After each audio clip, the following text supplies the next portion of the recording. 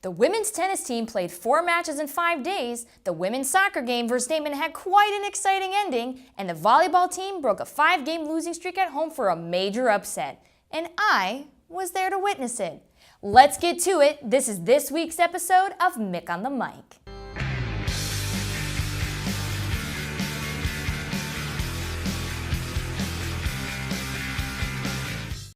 We have a ton of stuff to get to today, but I promise if you stick around to the end though, it will be worth it. Okay, so it was sports all around this last week and lots of stuff happened. To start off, the women's tennis team traveled all the way down to our nation's capital on Friday, September 21st to face ECC rival University of the District of Columbia Firebirds. Marusha Bosch and Laura Freeman scored a 6-3 win over their opponents. The Firebirds won at first and second doubles to clinch the 1 doubles point. UDC then went on to win all 6 singles matches. The tightest match of the day was played at number 1 singles where Simone Park of the Firebirds defeated Antabi Mogapodi 6-3, 3-6, 10-3. Then they traveled onward north to Millersville, Pennsylvania to face off against Millersville University. Gallardo and senior Antabi Mogapodi started the Red Hawks off by winning first doubles over Carla Jones and Jasmine Morris by a 6-4 score. However, the Red Hawks could not close out another doubles match. Trailing 1-0 after doubles, the Red Hawks stormed back, winning 5 of the 6 singles points. Marusha Bosch evened the match with a 6-1, 6-2 win over Megan Ravenel at third singles. Sophomore Laura Freeman and junior Salome Darsalia gave the Red Hawks the lead for good with straight set wins at 5th and 6th singles. Gallardo then clinched the match with a 6-0, 7-5 win over Jasmine Morris at second singles. Millersville closed the gap when Kyla Jones defeated Antabi Mogapodi 7-5, 6-3. The scoring ended when freshman Bajisha Sharetsa came from behind to beat Kelsey Heckart 4-6, 6-4, 10-1 at fourth singles. After that win, they then went eastward toward the city of brotherly love to take on the University of the Sciences. Senior Gallardo managed the only Red Hawks point. Gallardo, from Madrid, Spain, defeated Abby Gamarnik 6-0, 6-2 at second singles. Her win evened the match after U Sciences had taken the doubles point with wins at first and second doubles. The only doubles win for the Red Hawks came at the number 3 spot when Marusha Bosch and Laura Freeman won 6-1. The Red Hawks then finally found their way back home and faced off against St. Thomas Aquinas College at the Midtown Athletic Club in Rochester. They quickly jumped out to a 1-0 lead when they swept all 3 doubles matches. Seniors Gallardo and Mogapodi won at second and first singles in straight sets to run the lead to 3-0.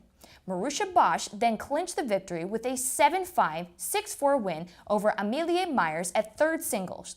Freshman Bajisha Sharetsa extended the lead with a 2-6, 6-1, 6-4 win at fourth singles. Sophomore Laura Freeman and junior Salome Darsalia closed out the scoring with straight set wins, which is the perfect way to finish off playing 4 matches in 5 days.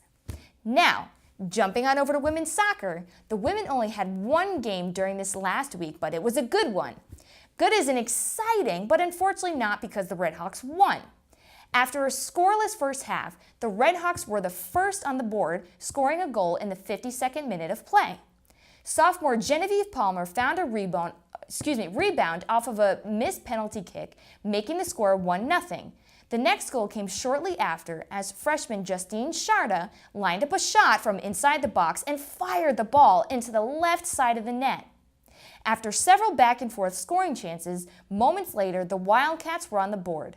In the 65th minute, a shot was blocked, but found the feet of another Damon attacker who was in perfect position to score. The game would be all tied up as Damon was awarded a penalty kick after a hard foul by the Red Hawks. Damon's Jamie Boyar's attempt was successful, taking the 2 teams into overtime. Late into overtime in the 99th minute, Boyar would score the game winner for the Wildcats off of a cross, one-timing the ball into the goal. On the men's side, they squared off against 3A rival Damon College Wildcats on the 22nd. While the Red Hawks outshot the Wildcats with 11 shots versus Damon's 6, Roberts only managed to get 4 on goal.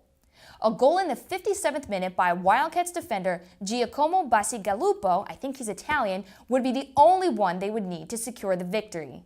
The Redhawks were able to find some success in possessing the ball in the opposing end, but couldn't capitalize on any scoring opportunities. Now, on over to a sport that doesn't have a ball in it. Both the men's and women's cross-country teams fought their way to the top of the leaderboard on September 22nd at the hosted Harry F. Anderson Invitational. The men's team secured their victory with a total of 40 points. Roberts had 4 runners finishing in the top 10. Pacing the men's team was junior Christopher Sims, who crossed the finish line with a time of 26:18. Following Sims was junior Josiah Ottolini with a time of 26:18. And right behind them in the same pack was junior Nathan Cannon and freshman Shane Peace, finishing in a respective 8th and 9th place. The women's team earned their first place finishes Saturday morning by totaling 40 points as well. 2 Redhawks crossed the finish line in the top 10. Sophomores Ashley Watson and Brittany Shumway had times of 18:29 and 18:30 that would place them in first and second place individually in the race. And last, but most definitely not least, we have to get to volleyball. Anybody who has been following them knows that the team has been struggling a little bit. They went into their match versus the LIU Post Pioneers on a 4-game losing streak. Junior Rachel Holmes led the Redhawks with 8 kills, 4 aces, and 1 block. Freshman Lauren Chase had 26 assists, and the setter also had 8 digs, 1 ace, and 1 block. Sophomore defensive specialist Tori Westfall and senior libero Shelby Strasbaugh led the Redhawks in digs, both with a total of 9. The Redhawks dropped the 4-set decision 25-20, 25-21, 21-25, and then 25-22. But, and that's a big old but, if there is anything this team is known for, it's known for always bringing their best effort and a positive energy to the court. The very next day, the women took on the NYIT Bears. Sophomore outside hitter Grace Detweiler had a game high in kills for the season with 14 total while scoring 15.5 points in the match, also a game high. The Redhawks got off to a slow start in the match, falling behind 10-1 in the opening set and eventually dropping the set 25-18. But Roberts would rally from then on, winning the next 3 sets to win the match. In the second set, NYIT took an 8-4 lead, but Roberts used a 6-1 run later on to tie the game up at 12-12. Each team strung together consecutive point runs, and the Bears got to set point with a 3-point advantage. But 2 set errors by NYIT and a kill by Detweiler kept the Redhawks' hope alive. At 25-24, the Bears leading, the Redhawks gained the final 3 points off 2 NYIT errors and a kill by Emily Rollison to win the set and tie the match up at 1-1. The third set was nearly point for point, but the Redhawks took advantage following a timeout to score 4 points, taking a 5-point lead at 24-19. Rollison and Detweiler added timely kills while Christina Button added an ace. Junior Anastasia Smith, who returned from an ankle injury earlier in the match, provided the final kill to give Roberts a 2-1 lead. NYIT jumped out again to a quick lead in the 4th set, scoring 7 straight points to take a 7-1 lead. Roberts fought back to tie the match up 11-all, and the Redhawks never relinquished the lead from there, answering any run NYIT attempted to make.